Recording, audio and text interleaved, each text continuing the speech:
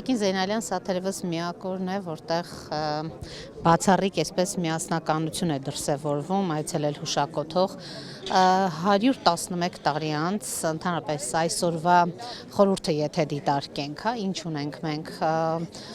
վարչապետն էլ իր ելույթում խոսում էր խաղաղության, անկախության կարևորության մասին, որ հենց այդ կարևոր հանգամանքները թույլ չեն տալու այլևս ցեղասպանություն տեղի ունենա, որքանով է այն ինչ ունենք այսօր ամուր, ուրեմն բացառելու այսպիսի դեպքերի ողբերգությունների կրկնությունը։ Նախ շնորհակալություն նախ նշեմ, որ այսօրվա խորհուրդը ինքը շատ պատմության հետքերով եկած խորհուրդ է, 111 տարի է արդեն, որ մենք այս իրավիճակը մեր հիշողությունների մեջ է դաջված, մենք գալիս ենք այստեղ հարգելու եւ ապացուցելու, որ մեր հիշողությունները երբեք չեն սպանվում,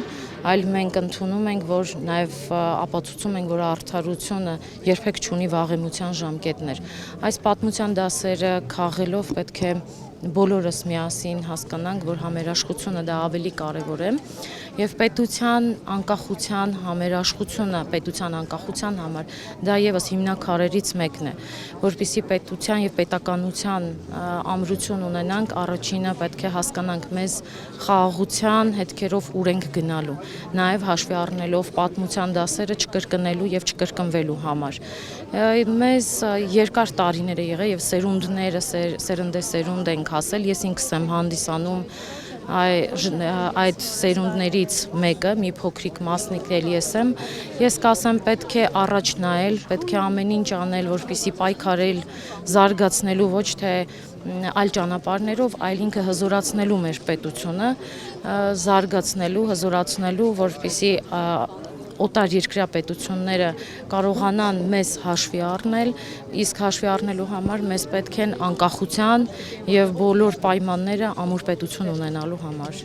Այն դեպքում, երբ օրինակ մեր երկրում դեռ ուրեմն Թուրքիայի եւ Ադրբեջանի դրոշն է այրվում, չնայած այս տարի բացառություն էր Ադրբեջանի դրոշը, որ 21 թվականից դաշնակցությունը շարունակում էր այրել, այս անգամ զերծ մնաց։ Այս հանգամանքը ինչպես է։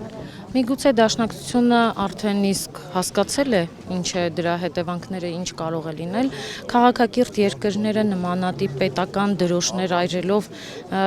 բողոքի նոտա չեն հաղորդում այլ պետություններին,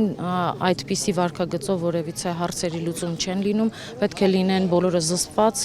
պետք է լինեն ներդաշնակ եւ խաղաղ պայմաններում լուծել այդ հարցերը, որպեսզի արդյունք ունենան։ Իսկ նման պայմանները ոչ քաղաքակիրթ կարող են եւ դա պետություն են ներկայացնում, պետքա դա հաշվի առնել, ինչպես նաեւ մեր անցած ճանապարհը եւ այն, ինչը որ մենք այսօր ունենք։ Ամենասկզբում պետք է մտածել անկախության եւ ամուր պետություն ունենալու մասին։ Ես չեմ կարծում, միգուցե կարող է եւ ժամանակի ընթացքում հասկանալ, որ ընդհանրապես դա խորհրդանշական չէ այլ պետության դրոշը այրելու, որովհետեւ նույն պայմաններում կարող է նաեւ մեր պետության դրոշը իրենք այրեն։ Մենք ոնց կվերաբերվենք դրան։ Սա կանխելու համար կարծում եմ, որ պետք է վերանայեն իրենց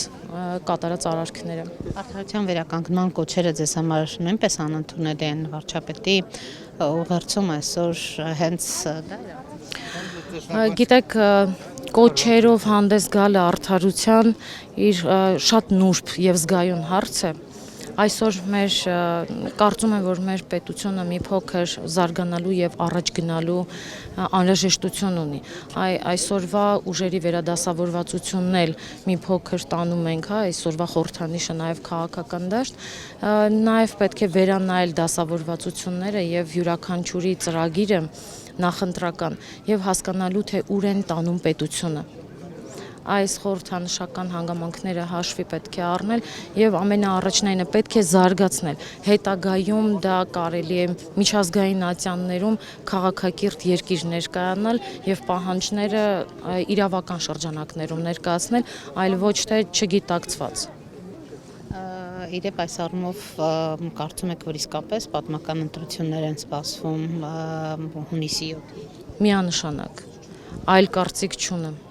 որովհետև այստեղ գոյության եւ գոյաբանության մասին է մեր պետության եւ պետականության, պետք է յուրաքանչյուրս պատասխանատու լինենք մեր ընտրության, մեր քվեի նկատմամբ։ Պետք է հասկանալ, թե մենք ինչ ենք ուզում՝ պետություն, թե ինչ որ